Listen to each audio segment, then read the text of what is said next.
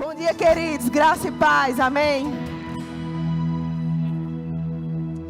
Aleluia, pode sentar, queridos, fica à vontade. Seja bem-vindo. Eu sei que lá fora está bem frio, mas eu posso te dizer que você escolheu o melhor lugar para estar nessa manhã, amém? E quando eu comecei a meditar a respeito daquilo que o Senhor queria falar conosco nessa manhã, o Senhor me trouxe uma palavra que talvez não seja tão confortável para nós ouvir. Mas nós sabemos, queridos, que Deus ama, não, Deus corrige, perdão, ao filho que Ele ama, amém? Então eu sei que nós sairemos daqui diferente do que chegamos. E eu quero falar hoje sobre uma prática que muitas vezes, queridos, é uma prática muito sutil, muito sorrateira, muito inofensiva. E que muitas vezes nós estamos praticando tais coisas e nós não temos nem nos dado conta. Porque muitas vezes nós estamos vivendo o nosso dia a dia, no piloto automático de nossas vidas, na correria, tem coisa para fazer, coisa para resolver. E acaba que a gente acaba não percebendo que estamos fazendo isso. Eu quero falar hoje, querido, sobre apatia ou frieza espiritual. E eu queria que você fosse abrindo sua Bíblia lá em Jeremias, capítulo 2. A gente vai ler o versículo 1, o 2, depois pula para o 13. Mas antes eu quero te situar em que contexto foi escrito isso. Queridos, nessa passagem da Bíblia, Jeremias, ele foi um jovem profeta que foi chamado pelo Senhor para levar uma mensagem muito difícil à nação de Israel. Uma mensagem que falava a respeito de um tempo que eles passariam no cativeiro babilônico. Uma mensagem que falava a respeito de arrependimento. E, queridos, eu não sei se você sabe como é que a nação de Israel estava naquele tempo. A nação de Israel já não era mais um reino unificado, era um reino dividido. Tinha a parte norte, que já tinha sido destruída pelos assírios, e restava a parte sul com um reino, que era o reino de Judá. E além de tudo, queridos, esse reino de Judá, que era o que tinha, era um reino que ele estava muito enfraquecido.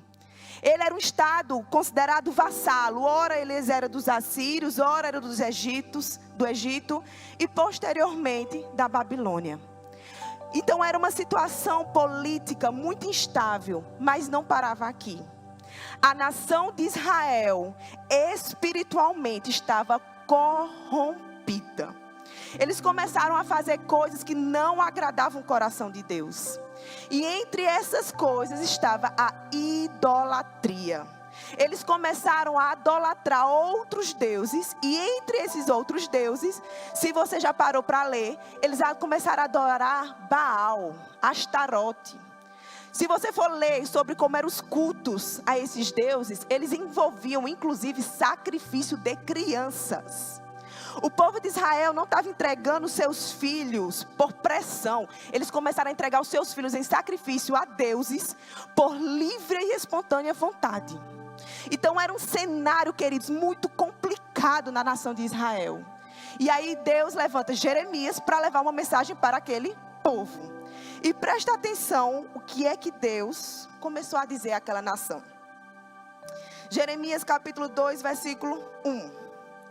A mim me veio a palavra do Senhor dizendo: vai e clama aos ouvidos de Jerusalém, assim diz o Senhor. Lembro-me de ti, Israel, da tua afeição quando eras jovens e do teu amor quando noiva, e de como vocês me seguiam no deserto, numa terra em que se não semeia. Pula para o 13. Porque dois males, algumas versões diz 2 pecados, cometeu o meu povo. Primeiro, a mim me deixaram um manancial de águas vivas. E o segundo, e cavaram cisternas rotas, em outras versões cisternas rachadas, que não retêm as águas. Queridos, Deus estava dizendo para aquele povo assim: Israel, eu lembro de vocês lá no início. Eu lembro da afeição, do amor, da obediência, da devoção, da rendição de vocês, quando vocês estavam andando no deserto.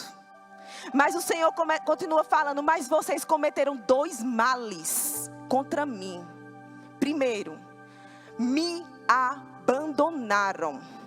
Abandonaram o manancial, a fonte de águas vivas. E me trocaram por cisternas rachadas, cisternas secas, cisternas ocas. Em outras palavras, Deus estava dizendo assim: nação de Israel, eu supri, eu protegi, eu abasteci, tudo o que precisava eu fiz, mas ainda assim, vocês decidiram me abandonar.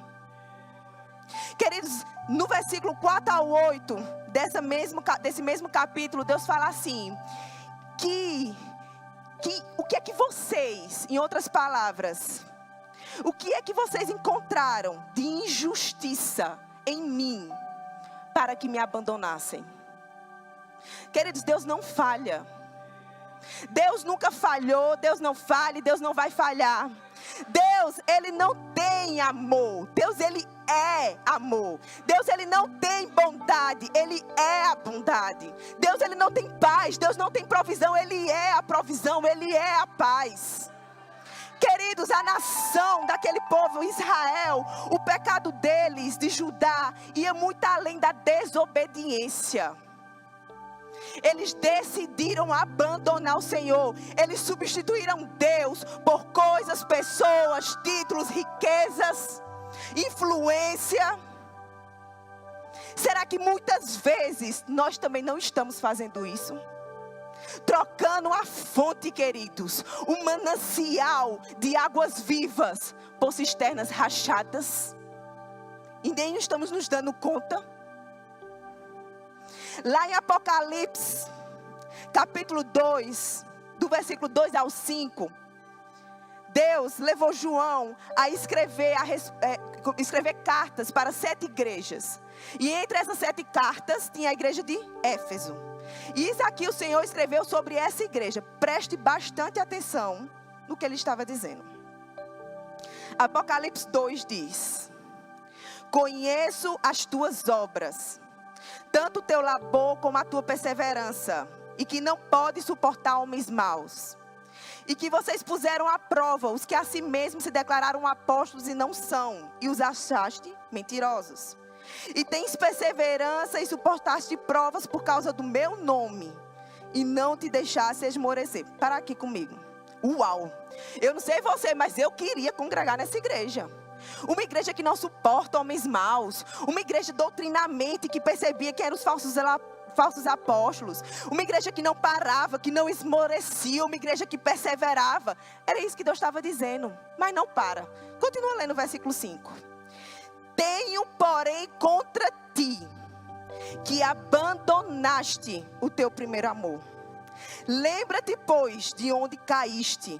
Arrependa-te e volta à prática das primeiras obras. E se não, venho a ti e moverei do seu lugar o teu candeeiro. O candeeiro é o Espírito. Caso não te arrependas. Queridos, a igreja de Éfeso era uma igreja que ela era fiel, doutrinamente falando, mas fria espiritualmente. A igreja de Éfeso era uma igreja que ela permanecia na prática de obras e na disciplina, mas tinha perdido o amor por Cristo. A palavra do Senhor fala lá em 1 Tessalonicenses, capítulo 5, 19. Não apagueis o Espírito. Essa palavra apagar no grego significa suprimir, sufocar, apagar literalmente toda a influência e toda a voz que vem do Espírito. Será que muitas vezes, queridos, nós não temos feito isso? Ultimamente é visto dentro do cenário das igrejas dos cristãos uma preguiça, um tédio, uma frieza espiritual. Não existe como mais se fosse em algumas pessoas, e nós não, amém? Uma falta de interesse, de motivação, de entusiasmo, é uma indiferença quanto ao Senhor e quanto às coisas do Senhor. Isso é sério, queridos, não é brincadeira. A apatia parece ser boba, ela é sutil, mas ela é muito perigosa. Sabe como é que uma pessoa que está passando por um processo de frieza espiritual se comporta? Eu vou te dizer. Ela até vem na igreja. Ela inclusive pode estar até no domingo de manhã. Ela é crente, nascida de novo.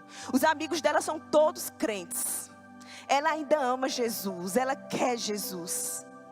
Ela é uma pessoa, queridos, que ela serve até nos departamentos, cumpre todas as suas escalas. Mas ela começa a perceber que ela não é mais fervorosa, como ela já foi. Ela percebe que ela não sente mais vontade de ler a palavra, orar mais do que 5 minutos, nem pensar. Ela nem se lembra qual foi a última vez que ela se derramou, que ela jejuou. Ela percebe que tem algo nela esquisito. Realmente tem alguma coisa esquisita, eu não era assim. Ela percebe que talvez exista algo, como se fosse uma insensibilidade, uma anestesia, mas ela continua amando Jesus. Mas ela percebe que existe algo estranho. Não é que está tudo ruim na vida dela, mas também não está tudo bom. Ela percebe que a caminhada com o Senhor parece que não cresce, não avança. É como se andasse numa areia movediça, ela dá um passo para frente, 2 para trás. Ela percebe que é como se estivesse numa esteira, andando e parece que não sai do lugar. E o pior de tudo, queridos, ela até percebe tudo isso, mas ela não tem feito nada para mudar.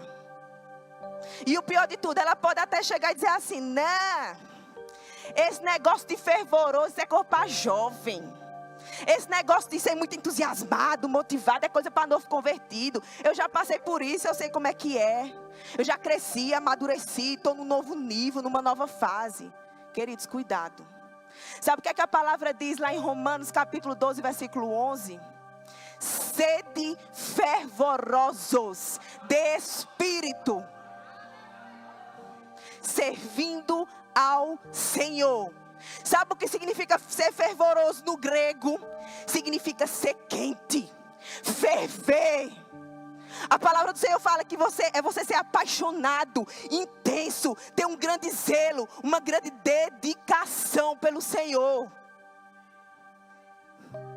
Talvez você até tenha vindo para a igreja, e eu também, mas tem sido somente mais um culto.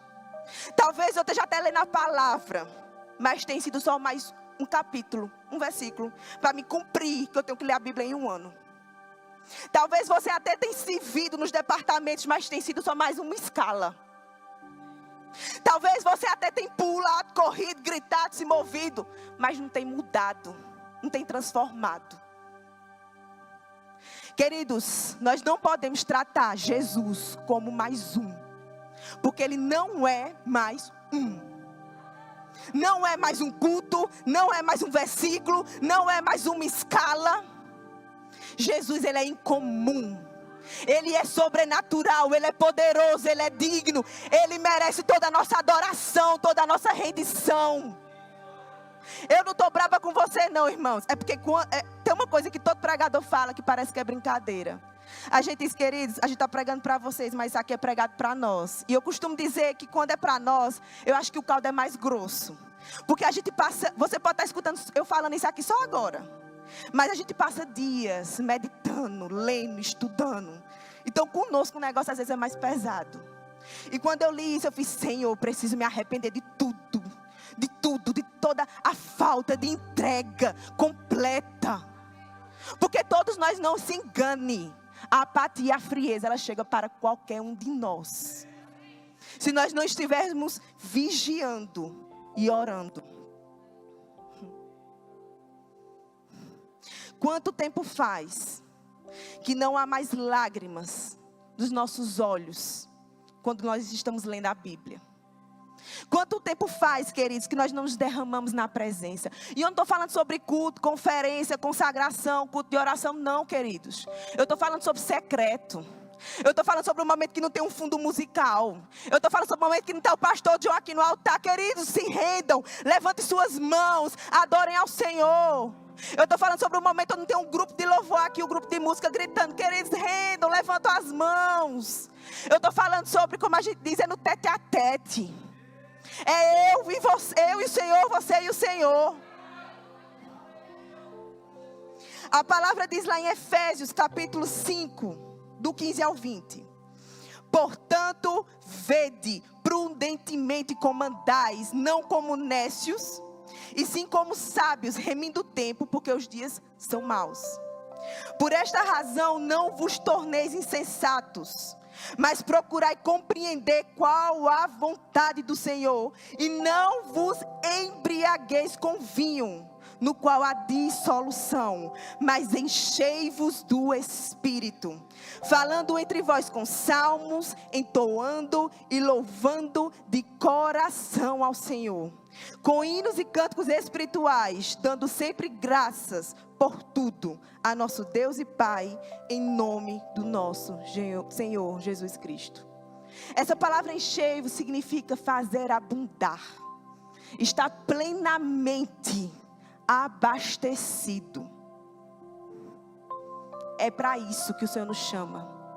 É de estar tão cheio, querido, tão cheio, mas tão cheio, que por onde nós passarmos, nós levaremos a palavra, o evangelho, em qualquer lugar que a gente chegue a entrar. Sabe por que muitas vezes nós estamos insensíveis, apáticos? Porque muitas vezes nós não temos tido tempo, intimidade e comunhão com o Espírito. Heraldinho cantou uma música aqui que, inclusive, até comentei com Sara, que o Senhor tinha me trazido uma palavra no Espírito a respeito da mesma coisa que ele falou. Diante do trono de Deus, os anjos, eles cantam santo, santo, santo, manhã, tarde, noite. Segunda, terça, quarta, quinta, sexta, sábado, domingo, feriado, férias. Eles cantam sem parar. E porque muitas vezes, quando é para nós cantarmos santo, santo, santo, por 3 minutos, nós estamos bocejando. Ai, que saco.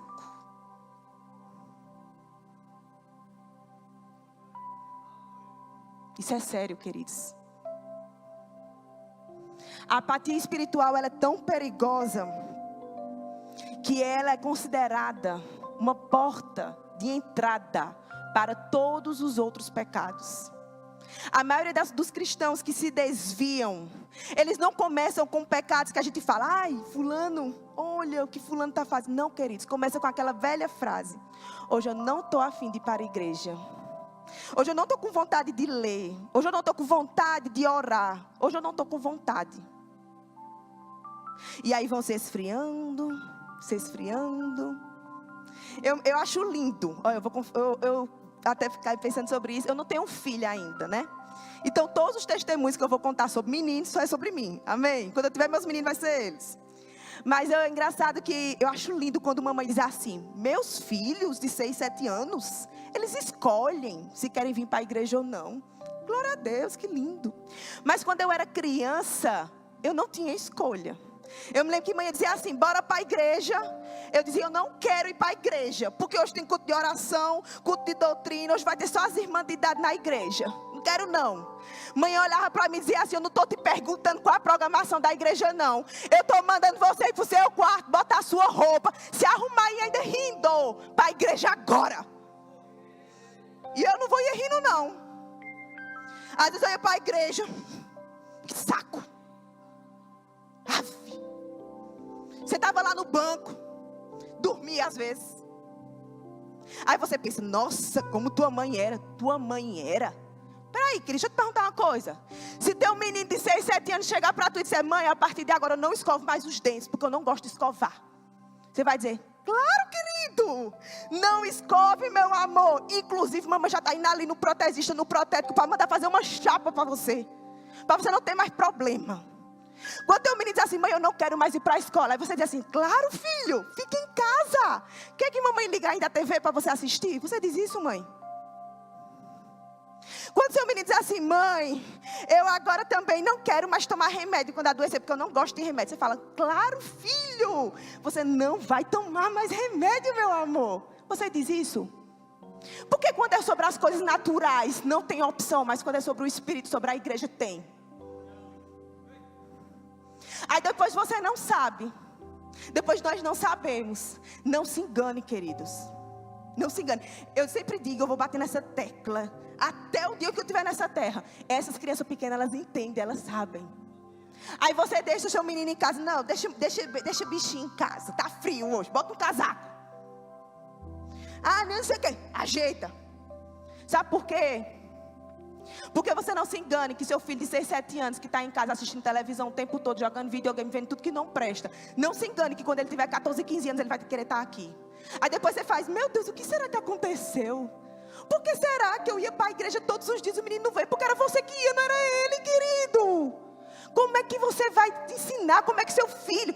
Queridos, crianças, elas não têm noção de nada. Elas são imaturas, quem dá a direção é você. Quando eles crescerem, aí é diferente. Mas você ensinou, você enxertou. É assim que funciona, queridos. E eu me lembro que durante a minha adolescência, a minha juventude, eu passei por um momento de maior frieza e apatia espiritual. Eu não queria ir de jeito nenhum para a igreja, mas minha mãe nunca abriu. E eu me lembro que eu morava em Recife, e ainda assim, quando era dia de culto, mãe me ligava e dizia, hoje tem culto.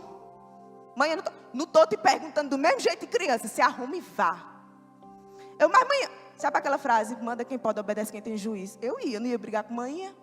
E ela dizia outra coisa, se você não for, você vai se ver comigo. E eu vou ligar para o pastor, vou ligar para os irmãos para saber se você foi. E eu ia. A minha igreja era bem pequenininha, queridos. Porque eu morava em Recife, não tinha como andar de ônibus, de noite, 9 da noite. Eu ia para o que era mais próximo. A única jovem na igreja era eu e Samira, não tinha mais ninguém. Eram 10, 15 membros. E eu fiquei indo. Passou 1 ano, passou 2. E aquela frieza. Desobedecendo ao Senhor. Fazendo as coisas da minha cabeça. E fui. Quando foi um dia, queridos, eu estava num culto, passaram-se os anos. Não tinha nenhum pregador de fora. Não tinha pastor falando para mim. Não tinha profeta. Não tinha irmã de coque. Não tinha nada, era só eu. E eu me lembro que eu estava sentada num banco da igreja, no culto bem típico. Não tinha nada demais. Era só eu e a Bíblia. E queridos, quando eu comecei a ler o que estava ali, eu me lembro como se fosse hoje. Era como se umas escamas dos meus olhos começaram a cair. Eu fiz, Senhor, eu me arrependo. Pai, me arrependo, Pai, por todos os caminhos que eu andei, por tudo que eu fiz que não te agradou. Pai, eu me arrependo, me perdoa, Senhor, me perdoa. E eu comecei a chorar, queridos, depois daquele dia tudo mudou na minha vida. Mas eu tinha uma mãe que todo dia dizia, você vai para a igreja sim. Eu não abro. Eu podia estar fria, espiritualmente longe da igreja, mas fisicamente eu estava presente. Porque a palavra, queridos, ela pode estar entrando hoje e saindo pelo ouvido, mas ela é poderosa. Ela liberta, queridos. E naquela manhã, queridos, eu sei que foi a palavra enxertada que fez com que todas as escamas que estavam nos meus olhos caíssem. Como vencer? Como lidar com a apatia? Primeiro, estar atento à voz do Espírito. Quer ser cego? Ande sem Ele. Quer enxergar? Ande com Ele. Sem Ele, não tem como, queridos. Sem Ele, nós não conseguimos. E hoje eu estou aqui, queridos, com uma placa desse tamanho, para te dizer, ei, se você está se sentindo, se vendo apático, frio, desanimado, motivado, se arrependa. Se arrependa. Lá em Pedro, 1 Pedro, capítulo 4, versículo 7, a palavra diz: o fim de todas as coisas está próximo. Portanto, sejam prudentes e estejam alertas por meio das suas orações. E aí eu vou usar amanhã de novo. Quando eu era criança, mãe às vezes ia acordar a gente. E a mulher que ela entrava no quarto, meninas, vamos levantar, tem que ir para a escola. Não era desse jeito não mais. Bora, meninas, levanta. Tem muita coisa para fazer, tem escola, tem que levar teu pai na caixa, tem que voltar, tem que ir para a loja, tem que abrir, tem que botar, cadastrar mercadoria, bora, levanta. E a gente dizia, não mãe, às vezes, só mais 15 minutinhos, só mais 10, 5. Mãe, tá tão quentinho aqui, que cobertor fofo, olha esse escurinho, que delícia. A mãe fazia uma coisa que eu amava, ela ia na cortina do meu quarto, puxava assim, entrava um sol, batia duas mãozinhas assim, bora, levantando que não tem tempo não. Bora, levanta e você arrumar. Tem muita coisa, tem vitamina para tomar, tem café, tem não sei o quê. Eu e Samira levantava da cama pulando e ia fazer o que ela mandava. Tem gente que está pensando que com Deus é assim. Deus já disse alguma coisa para nós e nós estamos dizendo, calma Deus, são mais 10 anos, 5. Não, peraí, deixa eu me casar primeiro, que eu me ajeito. Não, deixa eu resolver aqui, passar no meu concurso. Estou muito ocupado, Deus. Se vir, não estou com tempo não. Espera aí um pouquinho. Talvez não dê tempo. Porque a apatia, ela é um sono. Ela é um sono espiritual que a gente não percebe. E talvez, como eu disse a você, não tenha tempo. Porque a vida com Deus não é um cobertor quentinho. A vida com Deus, o evangelho, sabe o que é? É arrependimento, é renúncia, é movimento. Deus não nos chamou para estar parados, estagnados, não. O Senhor nos chamou para estar em movimento, renunciando tudo aquilo que não agrada a Ele. A palavra do Senhor diz, sabe o quê? Que Jesus falou, se alguém quiser vir após mim, diariamente, negue-se a si mesmo, toma a sua cruz e siga-me. Paulo falou lá em Gálatas, não sou eu, mas quem vive, mas Cristo vive em mim. O evangelho é para os acordados. Sabe o que foi que Paulo falou para Efésios? Lembra que eu falei para vocês que essa carta foi para Efésios e Apocalipse? Paulo tinha avisado antes. Paulo tinha dito, sabe o que para Efésios? Vai ler lá.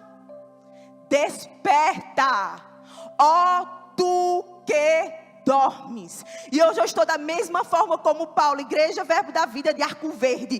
Despertem, se movimentem. Nós precisamos sair desse lugar de sono, de apatia. Se nós estivéssemos tão fervorosos e tão afogueados, será que essa igreja estaria do mesmo jeito? Olha aí para o teu lado. Vê o tanto de cadeira vazia, será que estaria da mesma forma? Se nós estivéssemos tão afogueados, tão fervorosos, será que a cidade de Arco Verde estaria da mesma forma? Imagina comigo. Hoje você vai receber um convidado super especial na sua casa. A pessoa mais importante, mais relevante. Você faz o que, queridos? Você, não, peraí, vou logo no mercado, vou comprar. Você nunca comeu camarão na vida, mas você liga para Josa. Josa, manda camarão aqui para casa que eu vou fazer camarão. O forro que você nem nunca botou para os seus meninos, para seu marido. Você diz, não, hoje eu vou botar esse forro novo. Deixa de besteira, viu? Porque lá em casa não tem isso não. Meu marido sabe, José está de prova. O melhor prato, o melhor cobertor, o melhor tudo é para mim, para ele e para as visitas também. Mas a gente às vezes acaba fazendo isso. Tira as melhores taças, nunca tome taça, mas nesse dia vai tomar.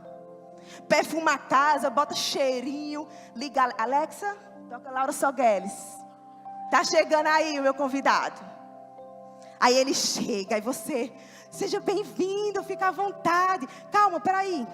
Olha o que eu preparei para você. Você acorda mais cedo. Você não deixa nem ele ver você fazendo café.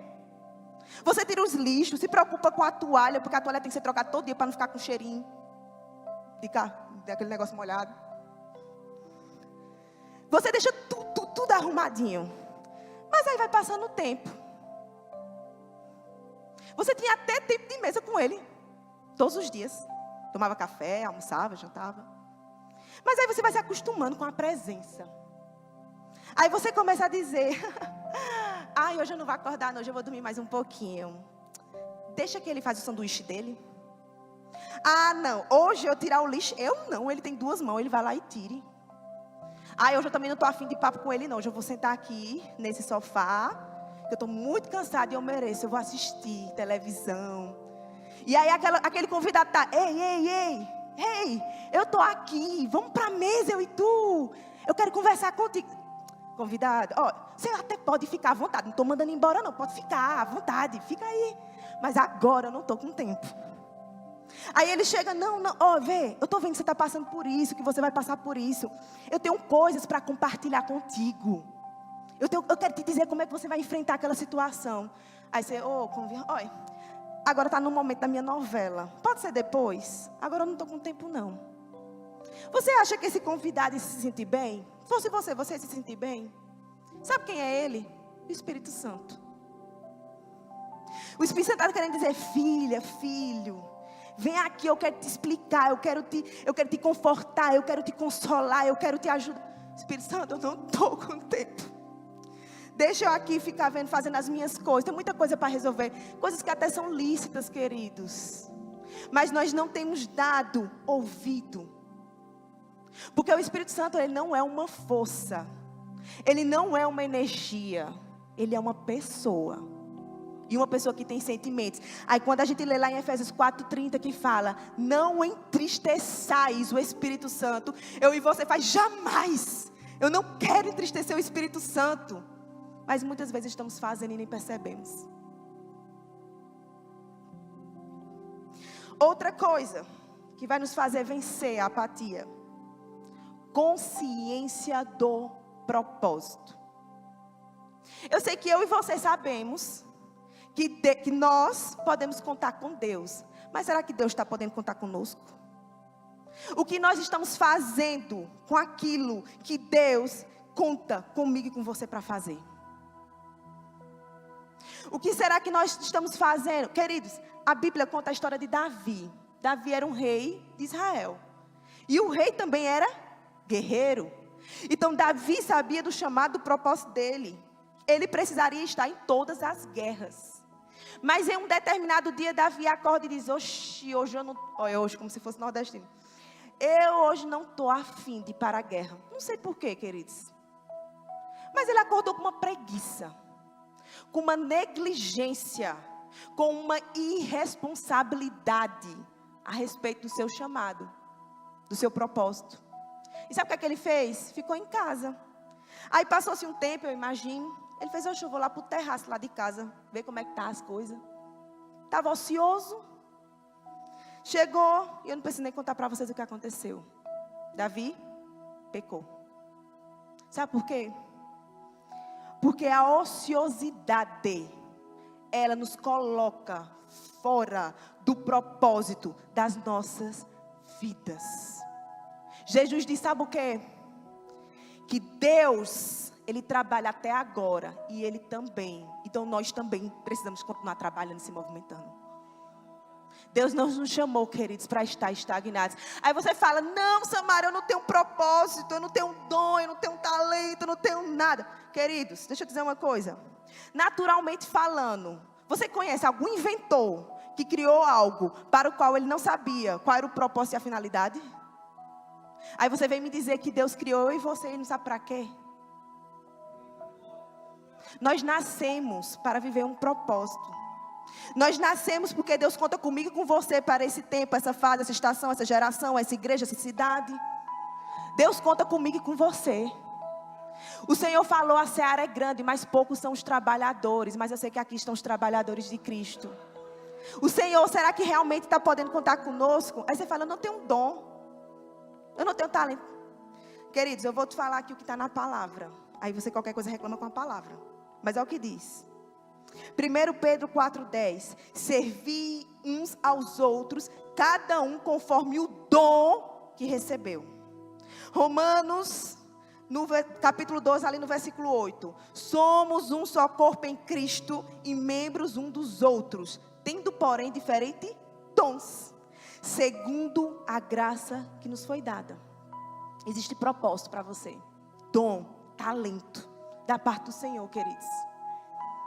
O fato de você não saber qual é, não significa que não tem. Significa que você tem que buscar. Muitas vezes nós estamos como Davi. Ao invés de estar fazendo aquilo que Deus nos chamou para fazer, estamos no terraço. Chega de terraço. Chega de apatia. Se posicione. Eu vou dizer uma coisa, que se isso não te trazer alguma coisa por dentro, eu não sei mais o que é que vai trazer. Tem gente que está indo para o inferno, porque eu e você estamos acomodados. Tem gente que já era para estar andando curado, mas está doente, porque eu e você não temos colocado as nossas mãos sobre as pessoas. Tem gente que está precisando do profeta, da palavra, que edifica, que exorta, que consola, mas eu e você estamos muito preguiçosos. Ai, que canseira. Não tenho tempo não. Trabalhar para Deus, que canseira. Mas para trabalhar para o mundo, para ganhar dinheiro, todo mundo trabalha. O que é que nós estamos fazendo, queridos? O que é que nós estamos fazendo? Paulo, quando ele escreveu para Timóteo, ele disse assim: Timóteo, estou te lembrando, te relembrando, te admoestando, reavivas o dom de Deus que há em ti, porque Deus não nos deu espírito de covardia, mas de poder, de amor e de moderação.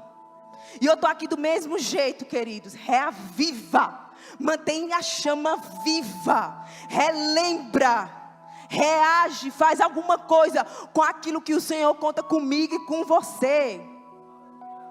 Outra coisa que tem nos impedido e que nós precisamos vencer é relembrar alguma coisa que é muito pouco falada, infelizmente.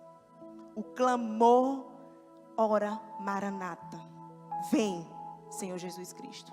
Porque Paulo e os apóstolos, eles viviam aguardando o retorno iminente de Jesus. E eu e você, porque se passou uns 2000 anos, estamos achando que Deus está demorando demais. Achando, não vai ser agora não. Deixa eu viver aqui do jeito que eu quero. Deixa eu fazer do jeito que eu quero. Queridos, sabe o que é que a palavra do Senhor fala?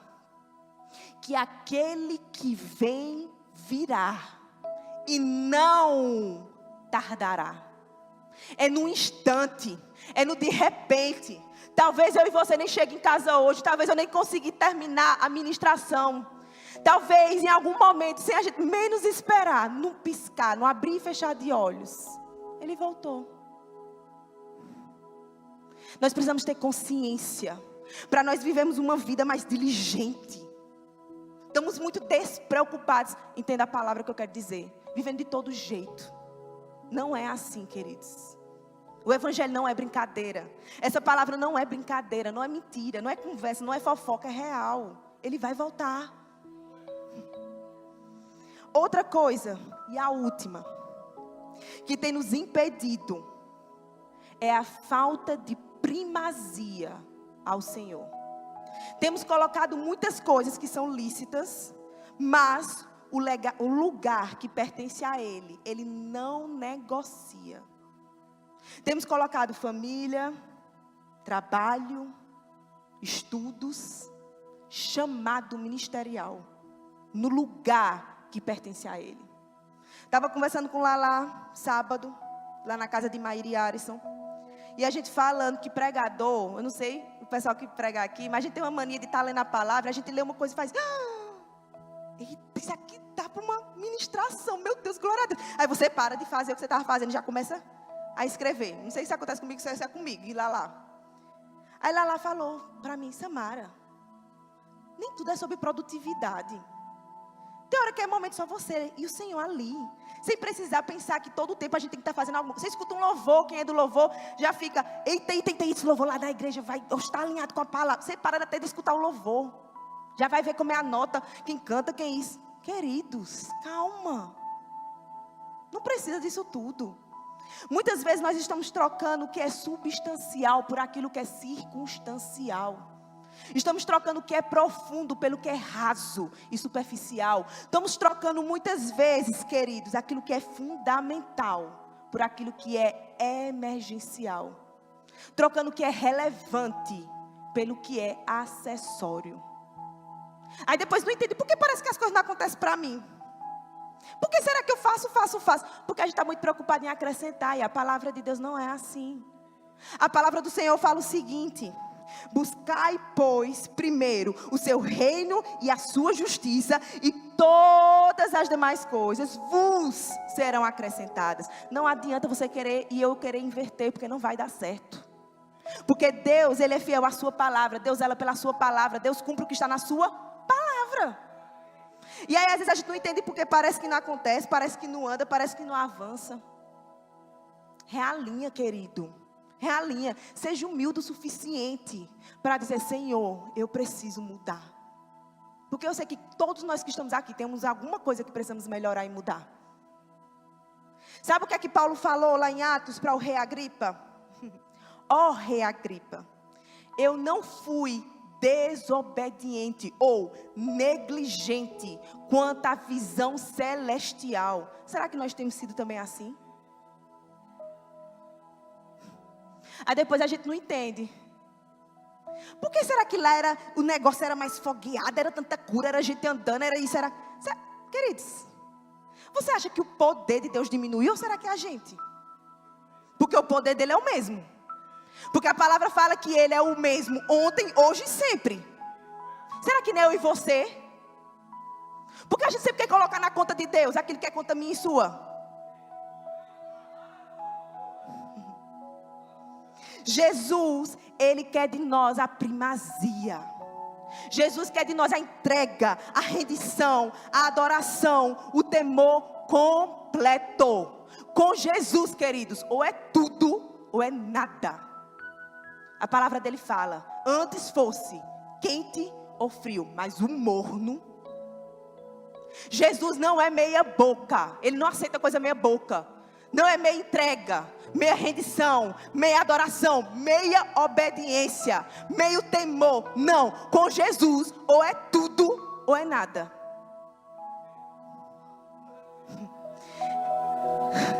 Até quando nós continuaremos entregando o mínimo? Até quando Ele será somente um encaixe? No dia que dá, na hora que dá. Uma vez eu estava lá em casa orando, e eu: ai Senhor, eu te amo, e lavando os pratos. Ai Senhor, não sei o que, não, glória a Deus. E eu toda feliz: Jesus, eu te amo, eu te amo. E aí o Espírito Santo fez: tu me ama mesmo? Claro, Senhor, eu aqui orando. Aí Ele: parece que às vezes não. Porque na tua vida parece que eu sempre sou um encaixe. É lavando, vou orar. É dirigindo, estou orando. É fazendo, estou orando. Não que está errado, você pode fazer.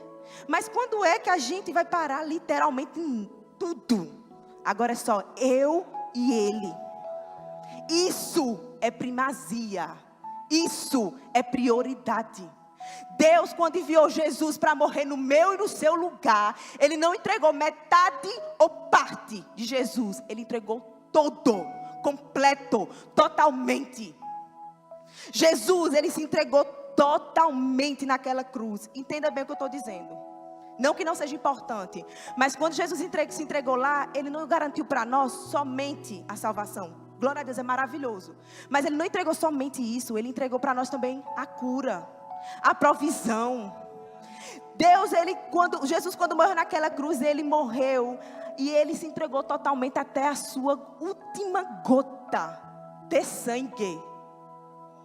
Ele foi humilhado, cuspido, mas ainda assim, queridos, Ele continuou. Ele foi machucado, zombado, separado do Pai, mas ainda assim, Ele continuou. E é interessante que quando Jesus Ele morreu naquela cruz, Ele morreu para que o Pai, que fosse somente dele, se tornasse o meu e o seu. E quando Jesus estava andando, uma vez chegaram nele e disseram assim: Jesus, como é que nós devemos orar? Ele não disse Pai meu. Ele disse o quê? Pai nosso. Ele era o único. O Pai era só dele. Ele era unigênito. Mas Ele veio naquela cruz, queridos. Morreu e ressuscitou por mim e por você. Para que o Pai que era único, unigênito, que Jesus era o único, unigênito, perdão, se tornasse agora o primogênito. Porque agora não é só Ele que é o Filho. Todos nós, queridos, somos agora família e filhos de Deus. E se nós dizemos que somos filhos de Deus, nós precisamos ter o DNA do nosso Pai. E o nosso DNA do nosso Pai é de intensidade, é de entrega. Não tem como ser filho do fogo e não ser fogo, queridos. Precisamos mudar. Jesus merece tudo. Tudo. Louvor pode subir. A oração, o jejum, a primazia, a meditar na palavra, clamor maranata, perseverança não são opcionais. É um estilo de vida do cristão. Nós precisamos, queridos, nos arrepender. Mudar o que precisa ser mudado. Porque o Senhor, Ele merece tudo. Porque quando chegou a hora dele fazer algo por nós, Ele também entregou tudo. Fecha teus olhos. Pai, nós te rendemos graças, Pai. Por tudo, Pai, o que o Senhor fez naquela cruz, Pai. Oh, Pai, nós nos arrependemos, Pai. Nós pedimos perdão por tudo aquilo, Pai, que não está alinhado com a Tua palavra e com a Tua vontade. Eu oro, Pai, para que os meus irmãos que estavam talvez tristes, apáticos, desmotivados, eu declaro, Pai, o dom de Deus que há nele sendo reavivado.